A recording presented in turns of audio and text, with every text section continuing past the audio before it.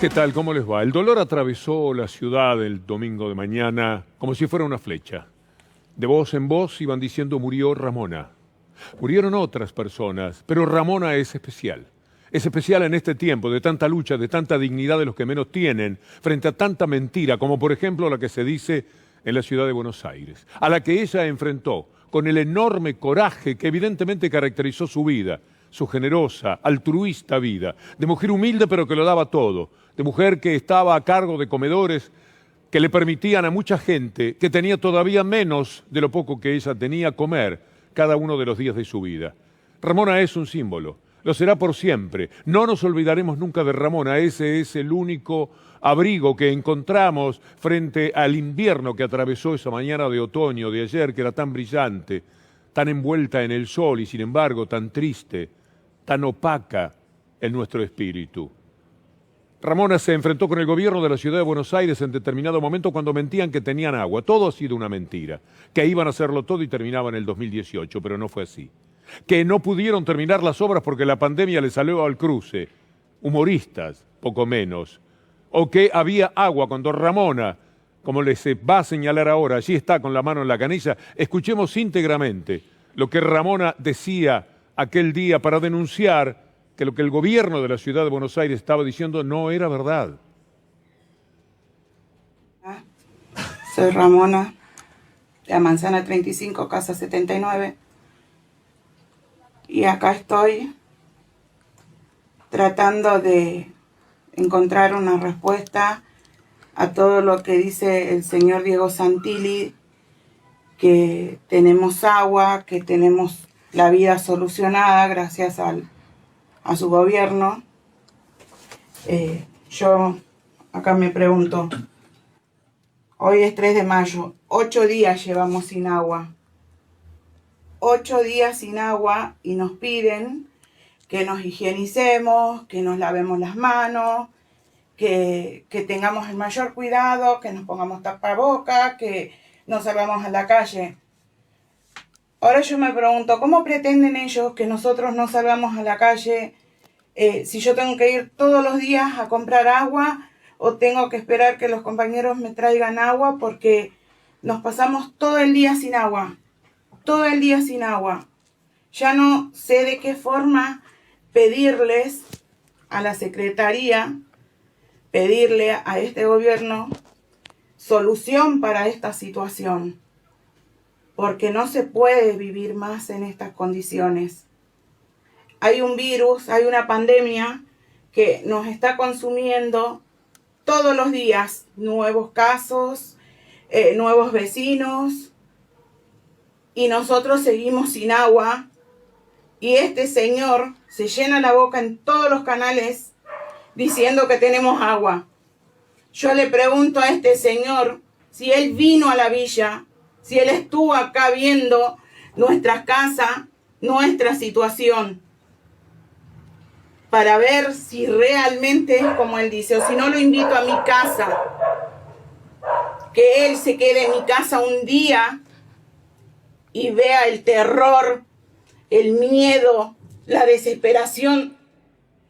Allí está Ramona denunciando lo que de alguna manera se sabe, pero también ese tema del blindaje que es particularmente doloroso. Pero no solo Ramona ha tenido cosas para aclarar de lo que pasa en la ciudad de Buenos Aires, sino también Malena Galmarini, que ha tenido que salirle al cruce de tantas informaciones que atraviesan, como siempre, todo lo que sea falso en cuanto a la información que tenemos que consumir. Entonces, como el gobierno empezó diciendo, el de la ciudad, que el problema era con AISA, AISA primero aclaró que no, lo hizo delicadamente aquí en el programa de Gustavo Silvestre, pero después se insistió con el tema. Entonces Malena Galmarini hoy dijo lo siguiente. Este verano empezamos a conversar con el gobierno de la ciudad y les dijimos que tenían que terminar esta obra, que era indispensable que terminaran esta obra, que es una obra de no más de 50 millones de pesos, que la única manera de que la gente tenga agua como corresponde es por red, sobre todo cuando la red está construida y lo único que falta es empalmar un troncal con la red interna. 50 millones de pesos. Nada. Para el gobierno de la ciudad, nada. Para un barrio donde le pusieron $1.000 millones a través del Banco Mundial, nada. Es una verdad, pero Malena Calamarini tenía todavía algo más para decir. Lo que está mal es que el gobierno de la ciudad no se haga cargo de lo que dice que se va a hacer cargo y que después intente sacarse la responsabilidad de encima. La prioridad nunca fue hacer los empalmes de la Villa 31, no tenían la contratación para hacer los empalmes. A mí me gustaría que en vez de salir a tirar la pelota para otro lado, se hagan cargo de que no hicieron la obra hace 10 años aproximadamente. Cuando Macri llegó al gobierno de la ciudad de Buenos Aires diciendo, entre otras cosas, que iba a reurbanizar y relocalizar el barrio 31, se hizo cargo también de la red interna hasta que esto fuera así. Lejos están, hemos visto, ni de relocalizar, ni reurbanizar, ni nada. El barrio 31, pero además no se hicieron cargo del agua. ¿Qué hizo la mafia mediática frente a este panorama? Una situación verdaderamente escandalosa, el dolor de la muerte. Escondió en un epígrafe, en una bajada, el nombre de Ramona y puso como tapa una mirada hacia la provincia de Buenos Aires. No había ocurrido, por lo menos no era tan importante, lo que sucedió en la ciudad de Buenos Aires, todo esto que se está denunciando. Esto que tiene que ver con antecedentes tremendos, porque los que pueda haber en la ciudad de Buenos Aires tienen que ver también con los gobiernos de derecha que hubo en distintas provincias, y particularmente en la ciudad de Buenos Aires. Miren cuál es la tapa de Clarín. Hasta ahora, provincia solo hizo testeos en 4 de las casi 1000 villas del Gran Buenos Aires. Esto que es mentira era la manera de hacer mirar a usted hacia otro lugar. Acá moría Ramona, acá en la Villa 31, a 1 kilómetro del diario Clarín. Pero ellos encontraban que la tapa era esta, en la provincia de Buenos Aires. Por eso el ministro Goyan respondió hoy de esta manera. Manipulación absoluta. Nosotros en la provincia de Buenos Aires tenemos casi la mitad de todos los testeos que se han hecho de PCR durante todo este periodo de la pandemia. Debemos estar en unos 20.000 testeos. Esto es una gran mentira. Es decir, los únicos barrios que tienen más testeos en estos momentos por la explosión que tuvieron son los barrios, la 1, 11, 14 y la Villa 31. El resto de los barrios de la provincia de la ciudad de Buenos Aires no tienen mayor cantidad de testeos. Hacen lo mismo que hacemos todos. Por eso no hay que desvirtuar las noticias. Pedirle eso a la Argentina de hoy es muy difícil. Los medios hegemónicos juegan su partido todos los días, se dé cuenta o no la gente. De esta manera esconden y blindan lo que pasa en la ciudad de Buenos Aires, donde todos estábamos doloridos al terminar el domingo por lo que había ocurrido con Ramona y con otras personas, una de ellas también de la villa.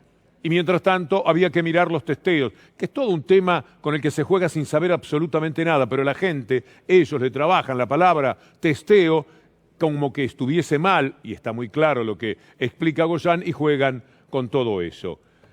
Vamos a mostrar los datos de hoy, lo que ha pasado en la ciudad de Buenos Aires. Se registraron 109 casos en Buenos Aires, 169 casos en Buenos Aires, son 93 los nuevos infectados.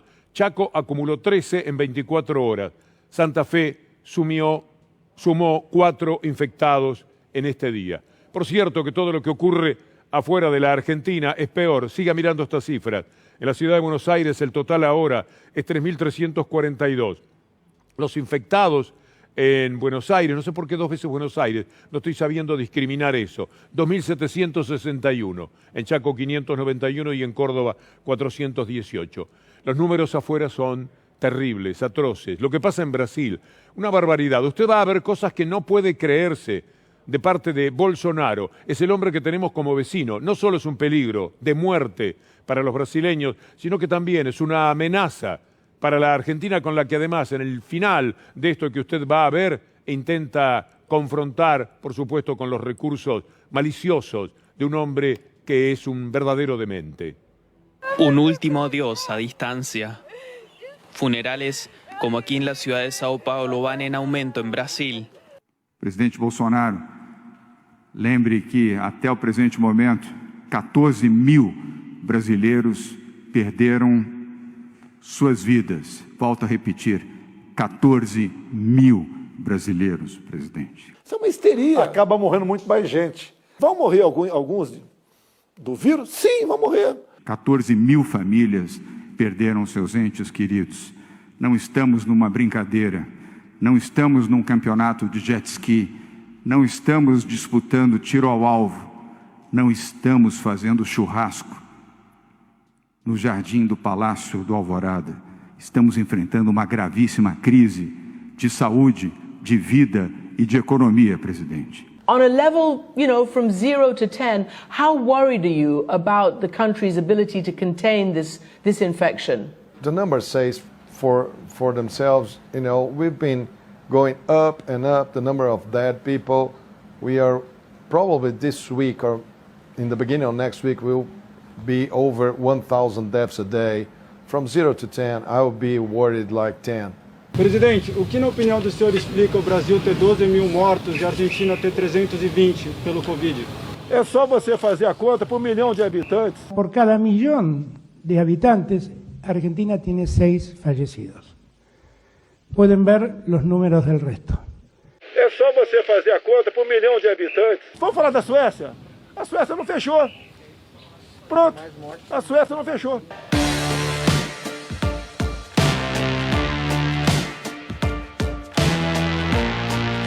A Suécia não fechou. Você está defendendo, com toda certeza, entrou para a ideologia. Você pegou um país que está caminhando para o socialismo, que é a Argentina. É isso que você faz. Outra pergunta aí. Estamos un poco mejor acá, ¿no? Que con un imbécil de esta naturaleza. ¿Cómo llega? ¿Cómo le pasa a Brasil Bolsonaro? Bueno, también a nosotros nos han pasado cosas que enseguida vamos a revisar. Miren la pelea que se armó entre Obama y Trump, porque Obama se sale naturalmente de su centro cuando ve lo que está pasando en los Estados Unidos, la cantidad atroz de muertes, van a pasar los 100.000 en cualquier momento. Y Trump sigue jugando pensando que este es un año electoral a la apertura de la economía. Después vino Trump y le respondió a lo Trump. Vale la pena, es breve, pero Obama versus Trump es un dato muy fuerte de lo que está pasando en los Estados Unidos y podríamos decir en el mundo. More than anything, this pandemic has finally torn back the curtain on the idea that so many of the folks in charge know what they're doing. A lot of them aren't even pretending to be in charge. Esta declaración inflamó las tensiones con el presidente Trump, quien este domingo solo respondió a una pregunta de la prensa y fue para reprobar a Obama. Look, he was an incompetent president. That's all I can say. Grossly incompetent. Thank you.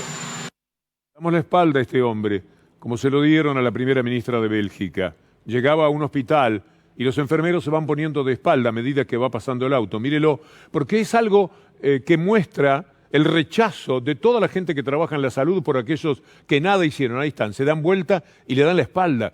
Qué triste destino llegar a primera ministra para que le pase esto con la gente más valiosa que hay en el país, sobre todo en este momento que tiene que ver con los sanitarios. Todos los enfermeros y médicos se dan vuelta, le dan la espalda a la ministra cuando está llegando, porque hay gente que está absolutamente harta de lo que ocurre con estos mandamases de los países que no tienen el mínimo decoro, que no tienen vergüenza. Vale la pena otra vez ver esa entrada de la primera ministra de Bélgica y ver lo que aquí no sucedería de ninguna manera, piensa uno, porque justamente se les ha entregado todo el respeto. Va pasando la primera ministra y los trabajadores de la salud se dan la vuelta, le dan la espalda, no la quieren ver, le muestran su desprecio, su reacción, su fastidio con todo lo que ha sucedido en Bélgica, donde hay muchísimos más muertos de los que podría haber y muchos de ellos trabajadores de la salud. Esta es una realidad que también recorre el mundo.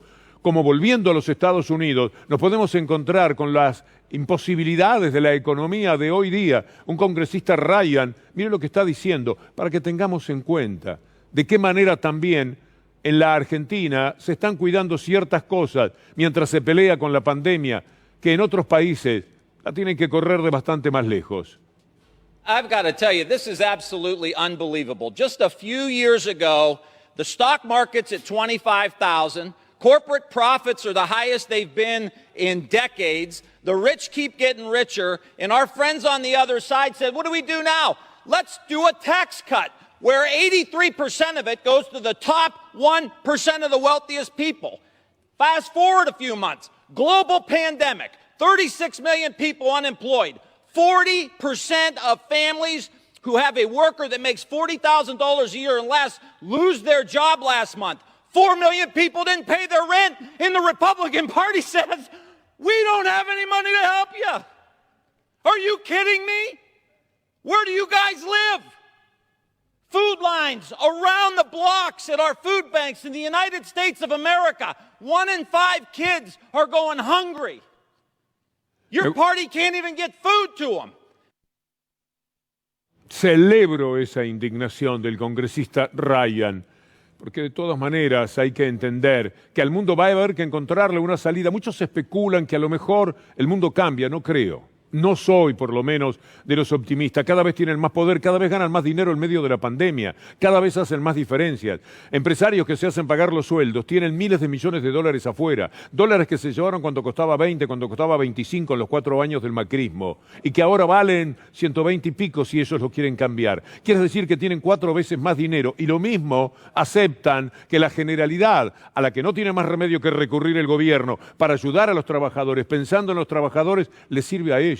En medio de tanto egoísmo, esta misma gente que son los que tienen bonos contra la Argentina y los que están metidos en la negociación de la deuda, son también aquellos que no quieren pagar un solo centavo más de impuestos, aún los que son las grandes fortunas. ¿Y quiénes son toda esta gente? Bueno, los que estuvieron gobernando en medio de la mayor corrupción moral que se haya visto de un gobierno. Estoy hablando del gobierno neoliberal que tuvo a Macri como gerente.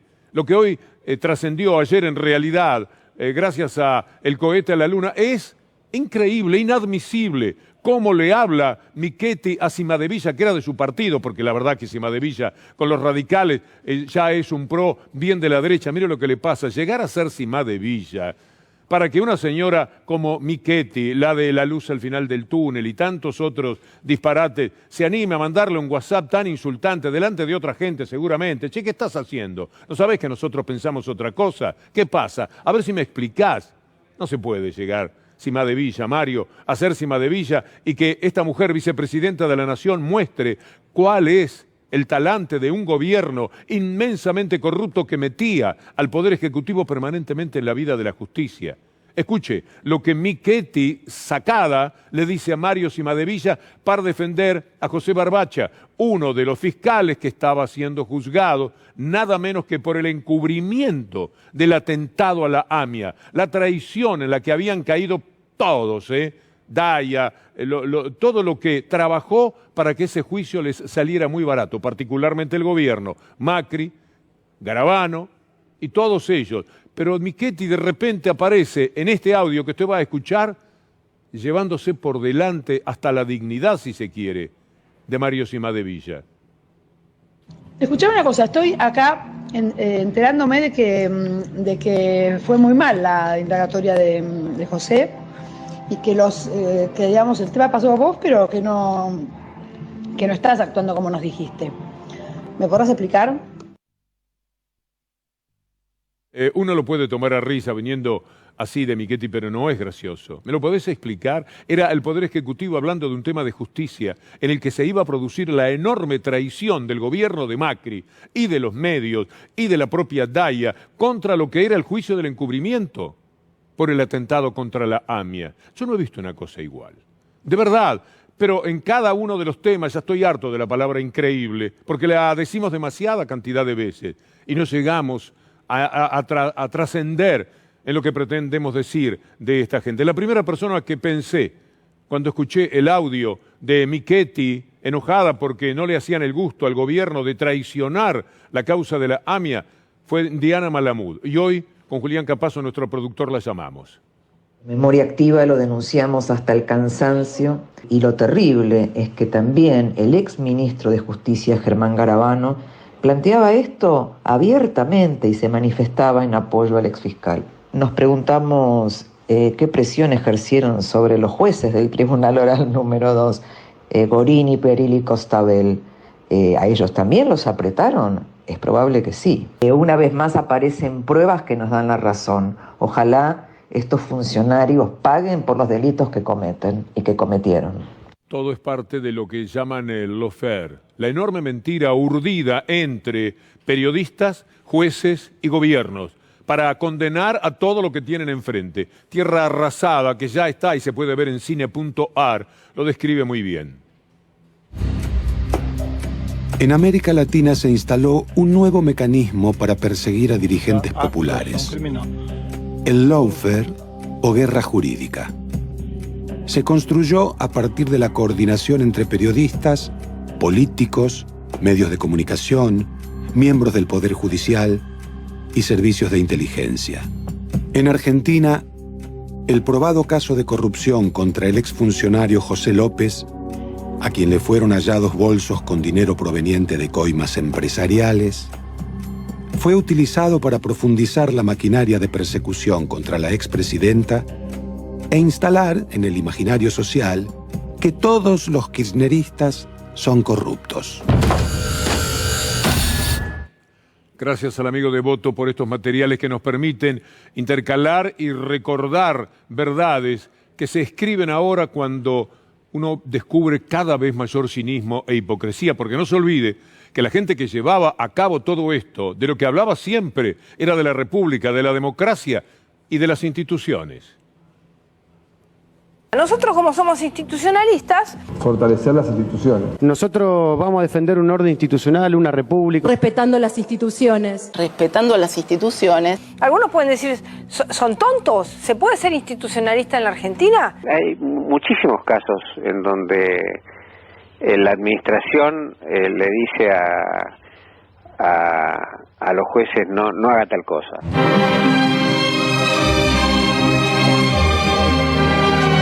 De entrada, desde el propio diciembre del 2015, cuando me vinieron a preguntar cuánto iba a demorar en sacar un fallo, etcétera, les dije que el Poder Judicial era independiente y que no entraran a mi despacho a hacerme ese tipo de preguntas. De ahí no lo hicieron más personalmente a través del poder político, pero sí lo hacían con títulos de diario. Títulos de diarios que nosotros le mostrábamos, de Clarín, de Nación, poco menos que todos los días, un ataque persistente y mafioso, como también lo tuvo que padecer una jueza que falló a favor del pueblo. En tiempo de las tarifas, ¿se acuerda cuando hacían cualquier disparate para pasarle dinero a las empresas energéticas y sacárselo a usted del bolsillo? Apareció una juez, hasta una granada le pusieron ahí en la esquina de su casa, pero fundamentalmente cómo la hostigaron y cómo la persiguieron a Martina Fors. Numerosos operadores, y es verdad esto de la Mesa M, los odiamos muchísimo. Era terrible, era quizá la jueza más castigada, más perseguida. No existe justicia ni democracia sin justicia independiente. ¿Quién entraba a su despacho, doctora? Un miembro del Ministerio de Justicia. Era, bueno, obviamente... Ejecutivo. Avanzamos en el fortalecimiento de la independencia y la justicia. Ejecutivo. Vamos a seguir con este material, que mucho agradecemos también porque lo hemos tomado por partes para ir considerando todo lo que también tiene relación con la actualidad de Sobredosis y el extraordinario programa que realizan. Pero volvemos a lo que Tierra Arrasada mencionaba sobre las causas que consiguieron de esta manera, con este impulso, con esta desvergüenza de los medios, el gobierno y los jueces llevar a cabo contra la que ahora es la vicepresidenta. Cristina Kirchner llegó a acumular 13 causas, 8 de las cuales eran tramitadas, casualmente, por el mismo juez, Claudio Bonadío. Se conformaron cientos de procesos y denuncias. Una de las más emblemáticas fue la acusación por traición a la patria a raíz del memorándum de entendimiento con Irán. Un memorándum que había sido votado por las 2 cámaras del Congreso. Esta es la historia tan pero tan dolorosa de estos 4 años. Habrá que mantenerla viva, porque esto no puede haber ocurrido en algo que quiera llamarse república. No es justo para los ciudadanos que dicen amar la república, y muchos no solo lo dicen, sino que lo tienen verdaderamente en su corazón. ¿Quién llevaba a cabo todo esto? Lo que demostró Mariano Martín, que no se puede discutir, por más que la jueza Ana María Figueroa haya tenido el recato, el recaudo de no decir el nombre, no decirlo ni negarlo. Nosotros sabemos que se trata de Máiquez, este personaje. Juan Bautista Máiquez no lo deben conocer mucho porque no va a ningún programa. La verdad que nos costó mucho convencerlo de que viniera. ¿Cómo está, Máiquez? Gracias por venir. Bien, gracias. ¿Cómo está viendo en estos casi 20 meses a los jueces? Creo que la justicia está viendo y está sintiendo que no es lo mismo hacer las cosas bien que hacer las cosas mal. La justicia tiene que actuar en forma independiente, nosotros no nos metemos. ¿Qué opina de lo que hizo Ramos Padilla? Espero que el Consejo, con todas las pruebas que hay, evalúe seriamente si destituirlo. Ramos Padilla ya ha hecho varias. Hubo un tiempo en la Argentina donde el gobierno tenía una mesa judicial que presionaba a jueces para perseguir opositores. Que lo están denunciando ahora muchos. Exactamente. Y muchos ahora lo dicen con naturalidad, que esas cosas pasaban. Es bastante normal que los gobiernos hablen con los jueces y les digan, mire, si usted hace esto, le genera tal daño a la Argentina. ¿Es normal eso? Es normal e institucional, así debe ser. Es normal e institucional, así debe ser. Rafael, ¿y cómo era el trato del Poder Ejecutivo anterior, de los funcionarios, con los jueces del trabajo? Yo fui denunciado por no dejarme apretar y no dejarme presionar. Gabriela Vázquez era la presidenta del Consejo de la Magistratura y lo conoce muy bien a Maíquez, a los Maíquez, porque son como los Dalton en el mundo judicial, gente de muchísimo poder, porque no tienen ningún tipo de problemas con la ética, le pasan por arriba a cualquier cosa. Lo llevaron a la provincia, al Papa, y después de aquello de la nata, como ya les hemos contado, volvió a casación, donde no podía entrar nunca en la vida. Están él, sus hijos, sus nueras, sus yernos, todo. Tienen prácticamente copado, por eso digo que son como los Dalton de poderoso. Mire lo que Gabriela Vázquez tiene para contar. Bautista Maíquez fue un representante que cumplió acabadamente con el mandato que le indicó el Poder Ejecutivo Nacional. Logró generar entre jueces y juezas ese intento de poder de disciplinamiento y de amedrentamiento. Brevemente una presentación de los Maíquez hecha por el diario Perfil. Carlos, Juan Bautista e Ignacio. En el 2017 todavía no se sabía cada uno de los entuertos en los que estaban metidos. El Papa fue ministro de Vidal, fue designado con polémica, que es la palabra que se usa para justificar cosas a veces, en la Cámara de Casación Penal. Uno de los hijos trabaja en el Ministerio de Justicia, el otro es fiscal. Acusó a Cristina Fernández de Kirchner de lo mejor de cada casa o de la propia casa. Es tremendo lo que ha ocurrido. Mire lo que ha padecido el juez Arias. Atención con Arias. Hoy leí de la colega Sofía Caram que pueden restituirlo. ¿Para cuándo lo de Freiler también? Jueces que fueron echados por esta mafia judicial y que perfectamente tendrían que volver a sus funciones. Me han venido a ofrecer de todo al juzgado. Han venido a negociar mi renuncia. Yo nunca accedí a ninguna presión, a ninguna, absolutamente. Quienes están facultados para acusar a un magistrado en la provincia de Buenos Aires son la Corte de la provincia de Buenos Aires, la Comisión Bicameral, hay una comisión bicameral, y el Procurador de la provincia de Buenos Aires. El único que me acusó a mí fue el Procurador Julio Contegrán, designado por María Eugenia Vidal. Él era funcionario, secretario del técnico, miembro del Poder Ejecutivo María Eugenia Vidal, y luego pasó a ser... Todos podríamos poner caso Carzoglio, tantos que padecieron este ataque, eran de un sentido de la impunidad y del manejo del poder, en ese sentido hasta respetables, por lo menos entre comillas, permítame esa palabra. Ha sido de terror lo que le hicieron a la República y lo que le hicieron a mucha gente. No se olvide que este Maíquez, ese Consejo de la Magistratura, estos perseguidores seriales de la gente de bien, le quitaron tiempo de vida a Héctor Timerman. Lo persiguieron de la manera más cruel que uno puede recordar. Lo increíble es lo que sucede después de haber logrado ese éxito diplomático, que fue la firma del documento, fue utilizada políticamente para atacar a la presidenta y a este gobierno. En esta causa, el acoso judicial y mediático avanzó sobre distintos funcionarios. El ex canciller Héctor Timerman la afrontó con toda su fuerza. Fue una batalla desigual que discurrió en paralelo entre la persecución política feroz y el cáncer de hígado.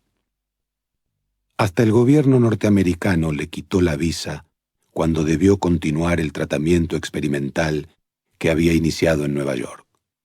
El ex canciller murió bajo arresto domiciliario, rodeado por amigos y familiares. Políticos y referentes de los derechos humanos reivindicaron su trayectoria. Mire que han hecho daño, pero elijo este tema, el de Timerman, que siempre me afecta y creo que a cada uno, porque esa crueldad orquestada entre los medios que vivían atacándolo, entre una injusticia permanente y un poder político demencial a cargo de un gerente que tenían en el cargo de presidente, yo creo que esto es lo peor. Porque era nada menos que la vida, no tuvieron ni siquiera un rasgo de piedad. Tenía que ir a verse para ver si podía vivir un poco más, eso a lo que en nuestra cama, moribundos, todos vamos a querer. Vamos a pedir, dame una semana más, dame un mes más, Dios te lo pido. Como si nos hiciese falta para compensar cosas, para pensarlas. No, se lo negaron. Se lo negaron con este grado de perversión que no se puede de ninguna manera olvidar, que no hay que olvidar. Pero para Pineda todo esto, como le decía a Juancito Amorín, todo esto era muy normal. Es normal e institucional, así debe ser. Que el Poder Ejecutivo le informe a los jueces, tenga cuidado en la sentencia que va a hacer, porque en esto puede hacer quebrar a Argentina, bueno, téngalo en cuenta. Es absolutamente normal, así funcionan los poderes. Vuelven normal cosas muy normales. Y lo dicen libremente, Sí, claro, lo que han hecho, claro. apretar jueces en la Argentina. Doctor, ¿y usted fue directamente apretado por el poder? ¿Le mandaron 2 agentes de la AFI? Se contacta conmigo el doctor De Stefano de la AFI y me dice, mire, venimos porque el presidente de la Nación está interesado en la detención de Pablo Moyano. ¿Así directamente? No, sí, está. El presidente de la Nación está interesado en la detención de Pablo Moyano. Di Pascale me dice, estamos obsesionados con esa detención. Y el día que emito la resolución rechazando la orden de detención, es ahí donde se producen 2 llamados a mi casa donde amenazan de muerte primero a mi señora y después a mis hijos. Es absolutamente normal. Absolutamente normal, así funcionan los poderes. Creo que hay un poquito más de Pinedo. Hasta el cansancio valdría la pena escucharlo. A ver. Absolutamente normal, así funcionan los poderes. Yo es la primera vez que escucho que alguien del gobierno puede ir a decirle a un juez tenga cuidado con lo que va a dictar. No, es totalmente común eso. Es totalmente común, institucional, conocido, público. La Sala de la Cámara Federal ordenó la libertad, la excarcelación de Cristóbal López y Fabián de Sousa. En Argentina, sobre todo en lo que pasó hace unos días, todos sentimos de vuelta un revulsivo de decir, no, esto no es lo que habíamos acordado. No, esto no es lo que habíamos acordado. Muchachos, nos sentamos en la mesa judicial, está diciendo Macri. Estaba el Pepín ese, Clusellas, Garabano, por supuesto, infaltable. Estaba cada uno de los integrantes de esta mafia judicial. ¿Qué mesa? Verdaderamente una camorra judicial. Estaba todo acordado y de repente liberan a los dueños del canal al que él quería destruir. En esto hemos estado. En esto y en cosas como la de Michetti que vale la pena tener en cuenta. La verdad, esas cosas son absolutamente contradictorias con el sentido de la República. Esa justicia hoy no existe, o sea, no existe ni mesa judicial ni sistemas de presión del gobierno nacional sobre la justicia. Esta es una realidad. Tenemos la pandemia, tenemos el dolor por Ramona, tenemos las mentiras, tenemos el blindaje, tenemos cierta desvergüenza del comportamiento que a veces suelen tener los medios de comunicación en toda esta historia.